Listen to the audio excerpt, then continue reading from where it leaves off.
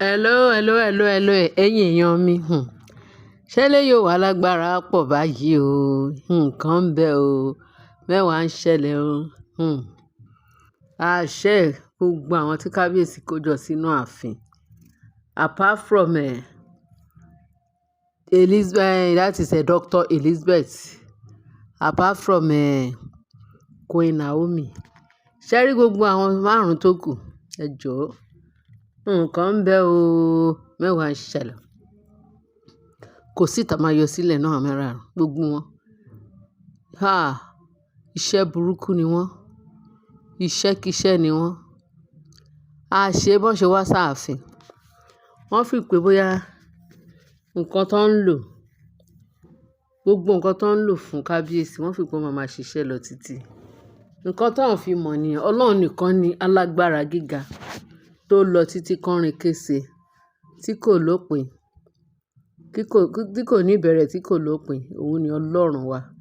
Everlasting Father, the Ancient of Days, is the beginning and the end. Oh my God, yes Lord, I glorify your holy name. Thank you Jesus. Wọ́n ní olórí Rónkẹ́ mà ní. Wọ́n ní olórí Rónkẹ́ ò yé fún kábíyèsí, ò pa fún kábíyèsí. Kò sí nǹkan kan tó ń fẹ́ dùnú ààfin tó fi tìtorí ẹ̀ ń lépa. Ṣé tìtorí pé kí kábíyèsí nífẹ̀ẹ́ ìwọ odù màmá? A fi ọmọ kékeré jòjòló tó jẹ́ pé kábíyèsí ló jábálẹ̀ ìyàwó ẹ̀, Queen Naomi. Ìwọ wá ní kó wá fi ìyẹn lẹ̀. Bó ti ẹ̀ rántí ọjọ́ kan ṣoṣo péré tóun àti Naomi tó fi meet Naomi. Ìfẹ́ yẹn ó ti di ńtakọ̀. Láyé kò lè jà títí láéláé. Ìwọ wá ní kó wá fi ìyẹn lẹ̀. Kó lọ fẹ́ ìwọ tó ti tà, tó ti rà. Grandma for that matter. Kábíyèsí máa ti rógun kẹ́. Bàbá kábíyèsí bèrè, ó sọ fún kábíyèsí, ó bá wí gidi gan. Fárópò bá kábíyèsí wí gidi gan pé kí ló fẹ́ fi Rónkẹ́ jù ẹ lọ lọ́jọ́ orí. Ó tó láti bí ẹ lọ́mọ. Ó mọ iye ọdún tó fi tí kábíyèsí tí Rónkẹ́ fi jù, olórí Rónkẹ́ fi jù ẹ lọ. Wọ́n ní kábíyèsí lóhùn ò tí ẹ̀ kúkú mọ̀. Ó lóhùn ò tí ẹ̀ mọ̀. Òun ò mọ what has come over him nígbà yẹn. Olúwa o, kí leléyìí kí ni ká ti gbọ́. Wọ́n ní Rónkẹ́ yìí náà. Ibi tí ó yẹ kó fi rẹ̀ sí pọ̀ wọ̀. Ṣé mo sọ ń gbà kan mo ní Rónkẹ́ yìí? Olórí Rónkẹ́ yìí, ó gba tó sọ pé òun ti mọ kábíyèsí tipẹ́. Tó dẹ̀ mọ bó ṣe di ẹṣẹ àlùmọ̀kọ́rọ́ tí kábíyèsí lè fi mú wá sáàfin. Kò yẹ kó máa yiri nǹkan tí kábíyèsí ń ṣe o. Ó yẹ kó jókòó pé, èmi ni màmá ẹ. Màá máa ṣe ìyá fún ẹ. Màá máa ṣẹ̀gbọ́n fún ẹ. Màá máa ṣe ẹbí fún ẹ. Ṣé o ti gbọ́? Jọ̀ọ́. Kò sí nǹkan tí olórí Rónkẹ́ máa ń fẹ́ lọ́dọ̀ kábíyèsí tí ò ní fún. Ṣé rí Naomi tó ń bá ṣorogún, ọmọ inú ẹ̀, ọmọ ẹ̀ tó ń bá ṣorogún, tó bá jẹ́ pé ó fi ọ̀wọ̀ fún rẹ̀. Ìbá jókòó lénìí, ó máa jẹ, ó máa mu. Ó máa gbáyìn. Ó máa níyì gan ní ààfin yẹn. Òun gan ló yẹ kó máa pè lólórí àgbà. Olórí àgbà.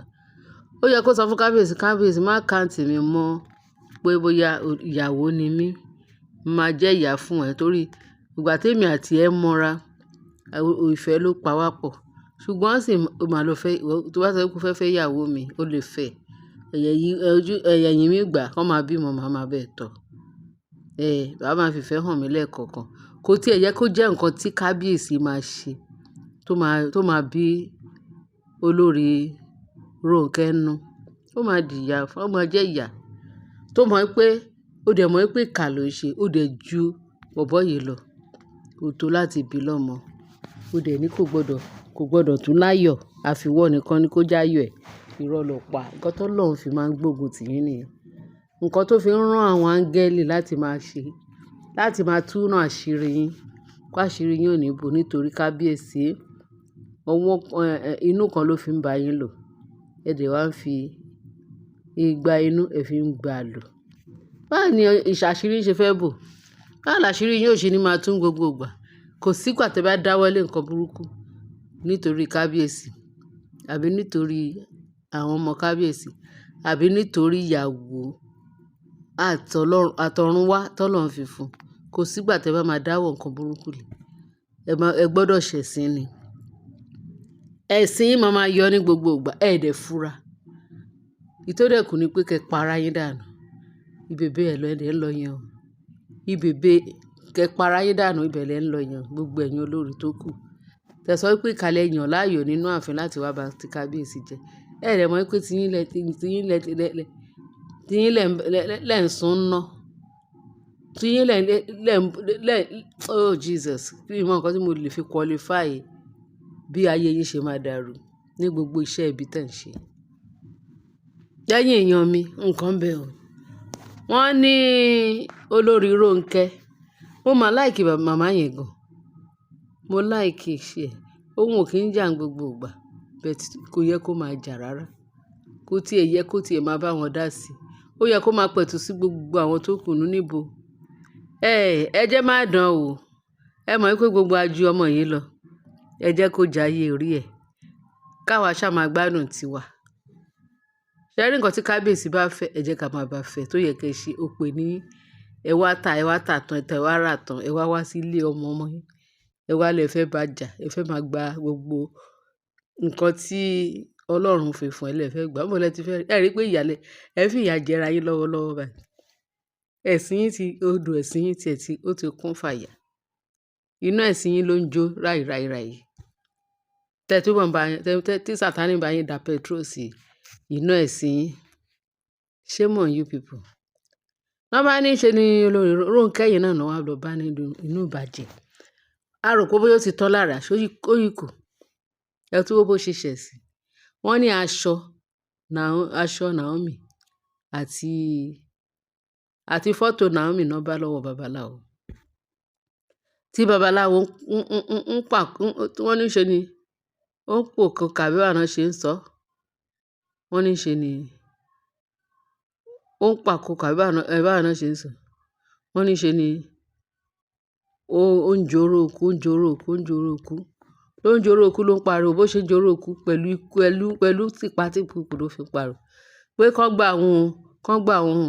Pé Rónkẹ́ fẹ́ pa òun. Tí nǹkan kan bá ṣe òun, Rónkẹ́ ló pa òun. Iṣẹ́ tó sọ fún Rónkẹ́ pé òun ò gbọdọ̀ ṣe pé kíní yìí máa lẹ́yìn. Babaláwo rò pé bóyá nǹkan tí wọ́n lè ṣe tán wá ti ṣe tán. Kó ti gba owó òun. Pé pápá tó máa ń re. Torí wọ́n sọ wípé wọ́n máa ń re ibi kúrò lórí ara wọn. Níbo? Nígbà tó bá ṣe ìbàjẹ́ tán ibi máa tẹ̀lé ẹ, ibi máa bá ẹ. Wọ́n máa bá ẹ títí ni. Wọ́n máa re ẹ. Ó ní bó ṣe máa ṣe. Ẹ mọ̀ pé èṣù tẹ̀ ń sìn ó máa ń fail èèyàn. Ọlọ́run nìkan lọ́ba ìyanu tí ò kí ń fail èèyàn tí kì í kùnà. Ọba tó ń bẹ láàyè títí láéláé. Ó kì í kùnà. Ó máa ń gbà yàn ní lágbàtàn ní Ọlọ́run wa. Ẹ wá lọ ń bá èṣù ń ṣọ̀rẹ́. Èṣù wá jẹ́ èèyàn gidi tán fi ń bá ṣọ̀rẹ́. It's a bad spirit to the core. Àfi kéèyàn má ti ẹ̀ ta fèlèfèlè débi tó wà ní. Ṣùgbọ́n tó bá ta fèlèfèlè torí kò láàánú. Ó máa rẹ́ ẹ pa ni kò láàánú kò dẹ̀ ń gbẹ́bẹ̀. That is the devil. Tẹ́ rò pé bóyá ẹ lọ ń sábà.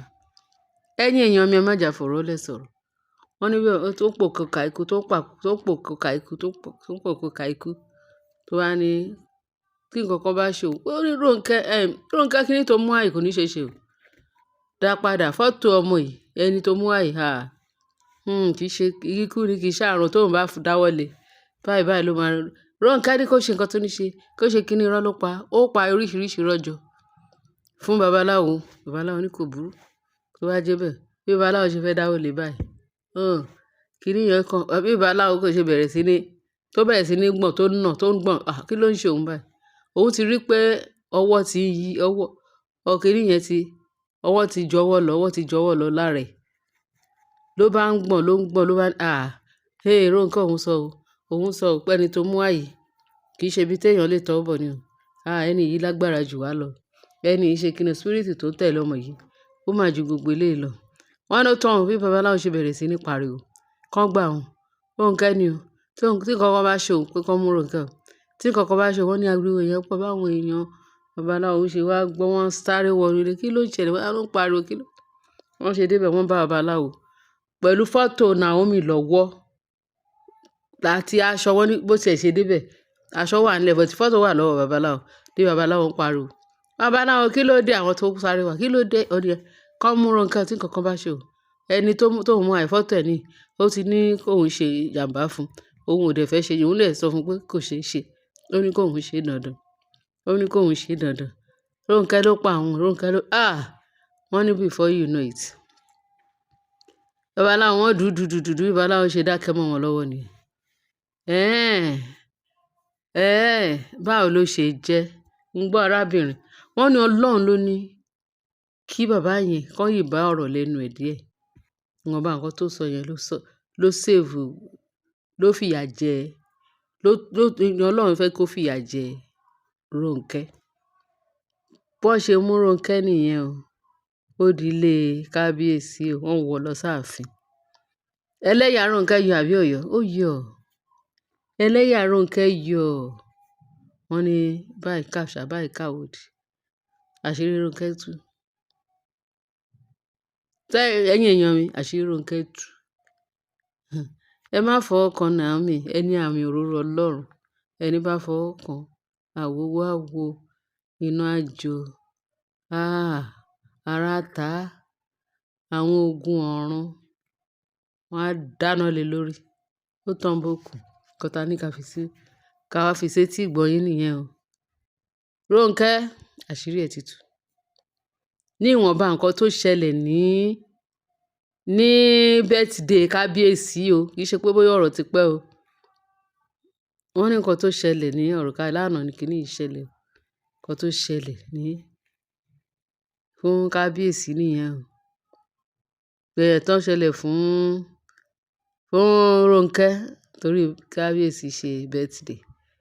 Gbogbo nǹkan tí kábíyèsí sọ kó kúnlẹ̀ rẹ́rẹ́rẹ́. Kábíyèsí ṣe celebrate Queen Naomi. Bó ti ṣe náà announce àwọn ọmọ Naomi. Bó ti ṣe wíìlì gbogbo nǹkan fún Naomi.